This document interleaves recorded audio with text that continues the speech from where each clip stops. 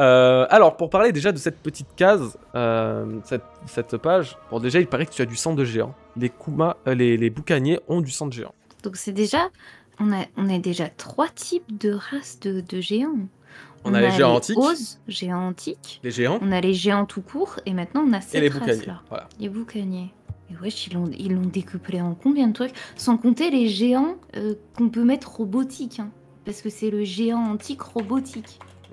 C'est ça. Mais qu'est-ce qu'ils ont voulu faire avec les géants? Je sais pas ce qu'ils ont voulu faire en vrai. Sachant que le gouvernement veut reproduire les géants, c'est étonnant que la race des géants... Bah, vraiment, on va avoir un Arkelbaf. Hein. Bien joué, Nina. Ça, c'est profond, ça.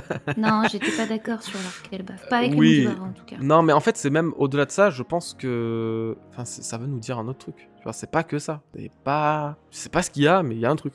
Tu vois, c'est-à-dire que... C'est forcément lié au déplacement des poneglyphes, parce que on a eu ceux qui les ont écrits juste avant, qui sont les Kozuki.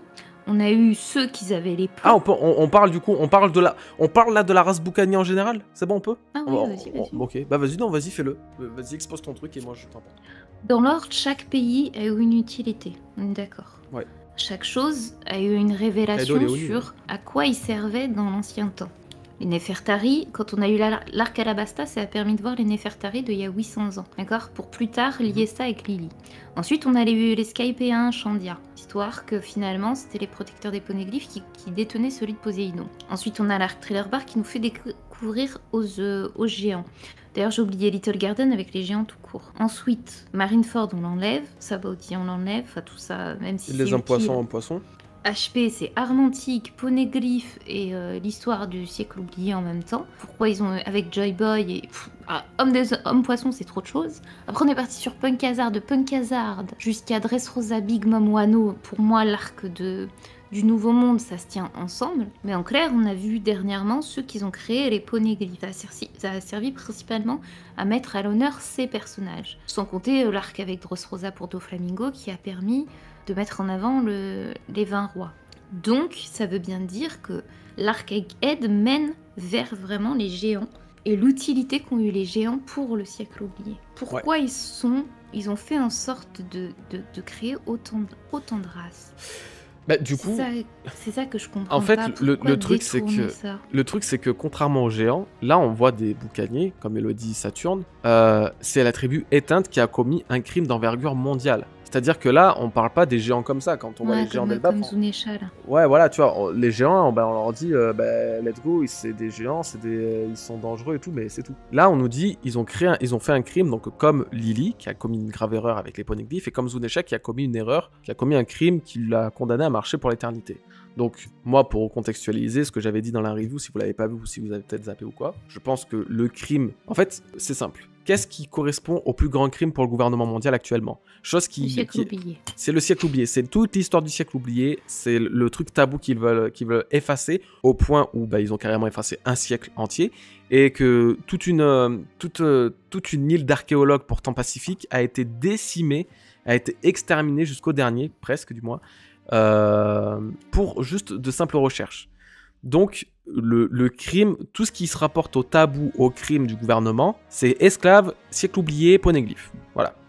Donc, on sait que le crime qu'avait commis Lily récemment été dévoilé au chapitre 85, là, c'était que elle avait fait en sorte, alors c'est pas elle qui avait dispersé les poneglyphes, mais son erreur a permis la dispersion des poneglyphes. Donc, on apprend que c'est pas elle qui l'a fait, c'est pas elle qui les a transportés sur son petit dos, elle a fait un truc qui a permis ça. À côté, on apprend que t'as Zunesha qui a un crime depuis on ne sait pas combien de temps, et aujourd'hui les boucaniers qui ont cette force physique, tout en étant pourtant d'apparence très humanoïde, très humaine et beaucoup plus simple qu'un géant. Donc c'est pour ça que je pense, et ma théorie là-dessus, c'est que le crime qu'ils ont commis, c'est la dispersion des poneglyphes avec Lily, avec Zunesha, les boucaniers, donc une race dont serait peut-être issu Joy Boy du coup, expliquerait pourquoi le chapeau géant sous Marie-Joise, qui soit le chapeau de l'ancien Joy Boy, après Luffy, un chapeau qui soit de cette taille serait d'un membre de la tribu des boucaniers, qui aurait éparpillé de partout et aurait protégé les poneglyphes.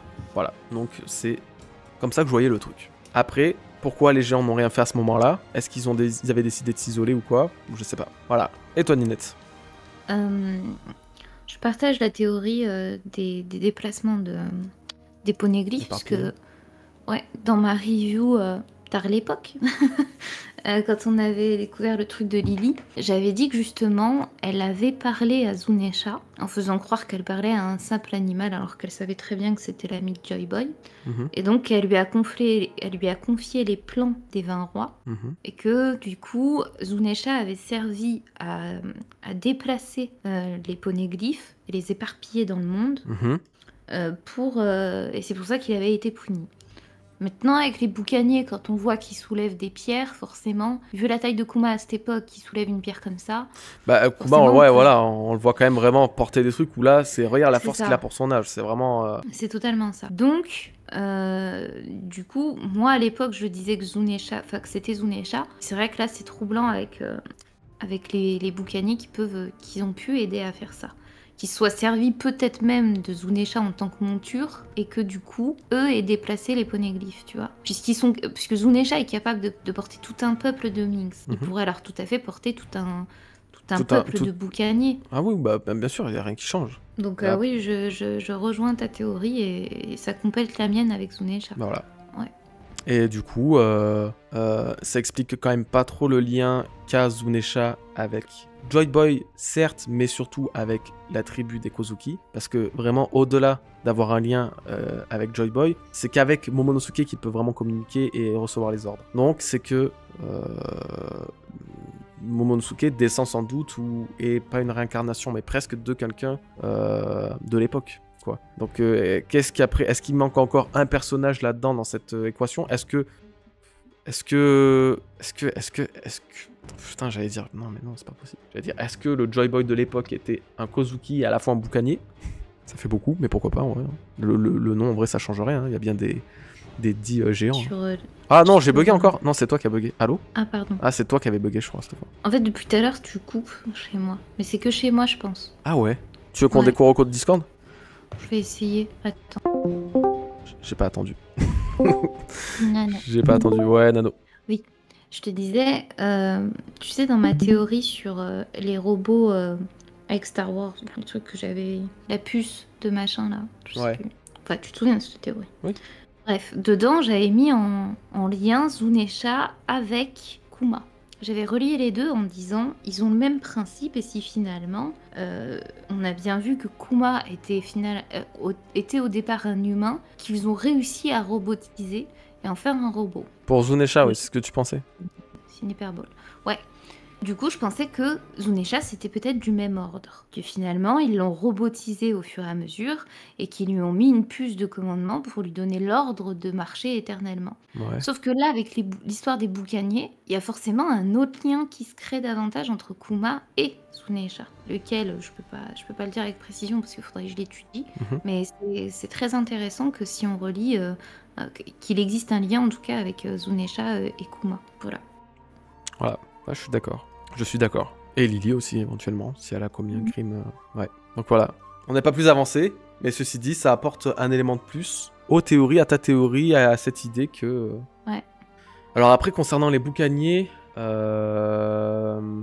Regardez ici, vous voyez le dom-dom de Nika en bas de la page. Ah là, ouais, mais vous êtes sûr que c'est juste que c'est Nika? Okay. Oh, Folkron, dans les théories des nerfs, les 4 peuples du soleil sont dans l'ordre. Les géants, les hommes singes, il s'est refait la totale. Trop bien, oui, ça c'est les premières théories des nerfs qui expliquaient le principe des 5 soleils qui naissaient dans l'ordre. Les géants, les hommes singes qui étaient les minx, les oiseaux, les poissons, c'est vrai. Mama, justement, c'est toute la question. Est-ce qu'elle appartient, oui ou non, à la race des boucaniers? Ce qui explique comment elle a pu péter un géant à l'âge de 5 ans. Bah en fait, c'est que le premier mystère de Big Mom, ça avait été littéralement de la voir comme ça. De voir que c'était... c'était une gamine géante, en fait. Géante. C'est... Comment tu... Mais pas vraiment géante, puisque mais pas vraiment géante, à côté d'une de la géante et à Rujin, elle était petite. Donc c'était la vraie question, comment elle pouvait être mi-géante en fait, semi-géante. Attendez, je vais essayer de vous retrouver Big Mom quand elle était gamine. Mais vous regarde ça, tel papipou. Oh mon dieu, quel est pipou. Oh mon dieu, avec ses petits potons quand elle tapait. Oh. Voilà. Ah là, elle s'est fait sa copine et tout. Mais oui, en fait, elle est à la taille d'une géante enfant, mais pour autant, après, plus tard, elle sera pas développée de la même manière. Donc, Non, mais on va le voir, tu verras, elle est plus petite que les géants normalement. après, elle deviendra plus petite, ouais. Et pourtant, une force absolument colossale. Donc, Big Mom, je pense que oui, très clairement, si elle en est pas une, elle a du sang, deux en tout cas. Ça expliquerait tellement de choses. Ou alors, c'est vraiment elle est issue d'une recherche, d'une technologie, d'une expérience. Mais par contre, elle faisait 40 fois la taille de ses parents. C'est ça qui est un peu étonnant. Après, bon, concrètement, excusez-moi, hein, mais elle a mis au monde un bébé qui a quand même déjà la taille de sa main. Non, mais surtout, rappelle-toi surtout d'Otohime et Otohime Shirahoshi. et Shirahoshi. Donc en vrai, faut pas trop expliquer comment. De toute façon, voilà, faut pas trop expliquer, savoir à comprendre. Et laisser la sexualité dans One Piece où aller, d'accord? Faut pas Ouais, parce que ton tata Big Mom, je m'en remets toujours. N'en parlons pas. Ton tata, enfin Big Mom avec déjà tout court. Bref. C'était pas ses vrais parents à Big Mom qu'on a vu. Ben en vrai, normalement si. On peut pas savoir plus en vrai, mais normalement si. Ah puis en plus, attends, si. Pour le coup, sa mère, elle lui ressemble de fou furieux. Elle a les cheveux roses, machin, et bon, par contre, pour 5 ans. Alors, Qu'est-ce qu'elle est belle. Regarde comment elle est pipouille, Regarde là. Oh mon dieu. Merci Tridalwise, vraiment, ton sub, ça m'a fait flipper. J'ai cru qu'on me répondait en japonais, putain. Merci beaucoup, bref. Voilà. Regardez-moi ses bras potelés. Regardez-moi ses petits potons. Oh mon dieu, qu'elle est pipou, cette femme. Donc voilà, ça serait en plus une bouboule, mais une bouboule cagnée. C'est Pipou. Très très drôle. Et Pipou quand même. Bien ouais, sûr. Très intéressant que Mama puisse être une boucanière, du coup. Ouais, ça expliquerait tellement de choses. Ouais, ça expliquerait beaucoup. Je suis fidèle à Big Mom, mais envers et contre tout. Le personnage est extraordinaire. Son flashback, Attends, sublime ici. Du coup, expliquer le lien entre les boucaniers et Nika. Comment on pourrait l'expliquer? C'est un guerrier légendaire dont le nom se transmet de génération en génération. C'est quand même la première fois qu'on entend... Ça fait un rappel à Rousseau, hein, d'ailleurs, tant que j'y pense. Ça fait un rappel à Rousseau, puisqu'il disait que là où il était, il croyait en la légende de Nika. Or, cette légende semble venir des boucaniers. Donc ça, c'est déjà intéressant sur le fait que cette légende historique de Nika par rapport aux esclaves nous viendrait en réalité des boucaniers. Et que les boucaniers sont des esclaves depuis un beau moment. Bah oui, et tu sais pourquoi? Parce que c'est littéralement ce qu'a dit Saturne. Cet homme est né esclave. Il est le descendant d'une lignée qui a autrefois commis un crime. Bah voilà. Donc oui, très clairement, ils sont nés esclaves. Ils sont nés esclaves, ils sont destinés à être esclaves. Et lui, apparemment, il a entendu parler en tant qu'esclave sur Marie-Joise. Donc ça veut dire que déjà avant Kuma, avant son père, il y avait d'autres esclaves boucaniers qui s'héritaient. Mais du coup, là, en fait, ça veut dire que c'est pas à travers les esclaves que la Nika s'est héritée comme légende. C'est à travers cette race. Et c'est tout de suite différent. C'est-à-dire que je pense qu'après Zunesha, c'est l'une des rares fois où on a un personnage qui est autant relié au dieu du soleil que ne le sont Crap et du coup Kuma. C'est différent. C'est pas le même truc. Là, il est là, c'est ironique de savoir ça quand tu sais qu'il vient de Solbay, la baie du soleil quand même. Sorbet, ouais. Avec le jeu de mots, ouais. Alors, attendez. Attendez, on va faire une petite pause. Boucanier. Comme ça se prononce en français. Donc boucanier. Voilà. Boucanier, c'est quoi? C'est alors c'est de base, ce sont un peu des aventuriers, etc. C'est des coureurs des bois, comme on appelle. Bref, c'est des gens, c'est des gars de la nature normalement. Sauf que boucan, c'est un terme donc issu d'un dialecte des indigènes des Caraïbes, des Tupis. Donc là, chez les Tupis. Alors là, ça va être compliqué pour vous retrouver la rêve, ça va être un peu chiant. Mais ils ont une langue mondée, le Zoro. D'accord, très bien. Mais en gros, dans les mythes des Tupis, qui sont espacés en plusieurs trucs, en plusieurs peuples, etc. Et c'est une langue en plus qui est parlée un peu de partout. Dans leur langue, il y a un certain Curupira, qui est lui. Genre, c'est fou. C'est lui. C'est le gardien des forêts. Ouais, c'est vraiment Nika. Ah, c'est Nina. Oui. Genre... Non, c'est pas moi. C'est vraiment le Figure 5. Alors Kurapika, je me suis fait la blague plein de fois aussi quand j'écrivais la règle. Mais non, c'est... pareil. C'est Kurupira. Et c'est du coup Alors, étonnamment, il n'a aucun lien avec les esclaves, de ce que j'ai vu en tout cas, parce qu'il y a très peu de choses le concernant. Il n'a aucun lien ni avec les esclaves, ni avec le soleil. Donc c'est encore un autre truc sur quoi il s'est inspiré Oda. Mais en tout cas, l'aspiration de l'apparence, elle a l'air d'être très très axée sur lui. Chose supplémentaire, il vient du Brésil. Je vous rappelle, Luffy vient du Brésil. C'est pas normal. Pira, ça rappelle Pira, donc le feu. Oui, parce que pourquoi ça rappelle le feu? Parce que les cheveux du Curupira, ils sont enflammés. Ils ont cette forme de ondulé enflammé. Ok? Oui. C'est donc... c'est fou. Voilà. C'était donc pourquoi quand j'avais trouvé ça, je m'étais en mode mais c'est pas possible. Est-ce que c'est juste un hasard que boucanier soit un dialecte issu d'une langue qui dans cette même langue tu peux retrouver une légende pareille. Non mais moi j'ai pété mon crâne. Et sachant que ça en plus, je le connais le Curupira, j'en ai jamais parlé sur la chaîne je crois parce que en fait je le connais de l'époque où il y avait le Gear 5 qui était sorti dans le 1044 là et que du coup à cette époque-là, ça popait de partout, où les gens disaient « Oh, mais regardez, c'est machin, c'est ça, c'est ce personnage, tu vois. » Il est inspiré. En vrai, s'il y en a pas un qui te sort cette rêve, tu peux pas la trouver de toi-même. Tu peux pas chercher divinité du soleil Nika et tomber sur lui. Impossible.